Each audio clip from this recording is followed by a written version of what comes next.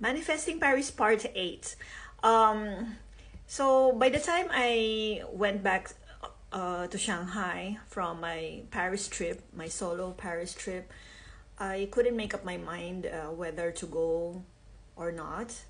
But at the same time, I knew that there might be a chance that I might lose my job because, as I told you, that our school was about to close down and there were rumors. And eventually, I was let go, and that's how I earned some money because, if you've been working for a company for a couple of years, and mine was 8 years, you will receive some compensation. So that was the unexpected amount that I mentioned in my earlier videos, because I didn't plan for that, because we were never told that by this time of the time, if you were still here, you will receive this amount. Much of it is more like gossip. So if you work abroad, make sure you're friends with the locals because they know everything. Okay, so there's that. And it's a bittersweet moment because I'm like, "Oh, I'm going to Paris," but at the same time I'm leaving my home of 8 years. So and that time I met someone, I was dating someone, and it was so whirlwind. Oh my god, you won't believe it. I moved out of my apartment, like I cleared everything. I had some friends who helped me, and I couldn't take everything. I had boxes shipped back home, but there's still a lot of stuff that was left.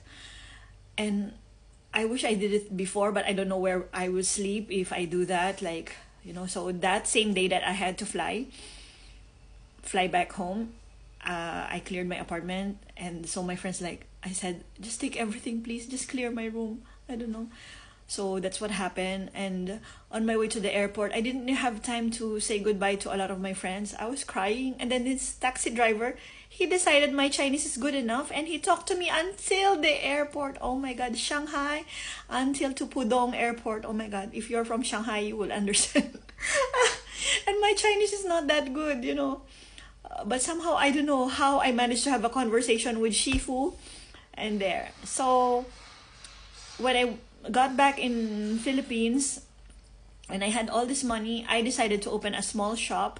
It's called Gawa Ko To. It means I made this. So this shop, I intend to do sewing lessons, have a workshop, and sell sewing trims, like an haberdashery, in English, because I thought I would need some money when I go to Paris. I don't know how it will happen.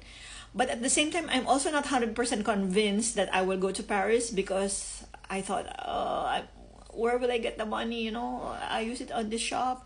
And by the way, I bought a condominium years ago, and I'm still paying for that. So, but my mom told me, "Oh my God, you will wait again to save for what? For what? I will help you. Just go.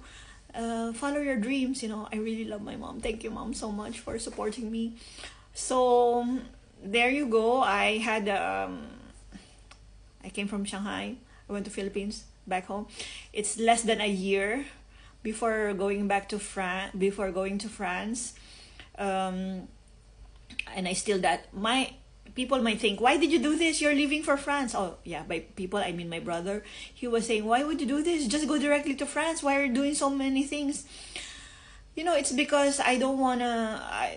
Life in Europe is so unreliable, especially for an Asian person. You don't know what will happen, so I want to have some backups. I want some money rolling, and so I can support myself when I'm here, when I'm there in France, and things like that. I even had sewing lessons back and forth in Manila, in my hometown. Manila, my hometown. Because apparently in my hometown, not everyone is so receptive of the new concept of having sewing lessons in a shop. It's weird for them. But in Manila, people were like booking my lessons here and there. So, I don't know. I was so confused, and I was by myself. My parents are like, let me have the reins. But sometimes I wish I had some guidance, because I thought I would have avoided a lot of mistakes, I feel. So life was so crazy before coming to Paris. So, you know, by the time I landed in Paris, I was so tired. Okay, by the way, I'm gonna describe to you my first week in Paris in the next video. And you will see what it's like if you're planning to go to Paris for a visit or for studies, because it's not that easy. But anyway, I hope you like this video. Bonne journée. Au revoir.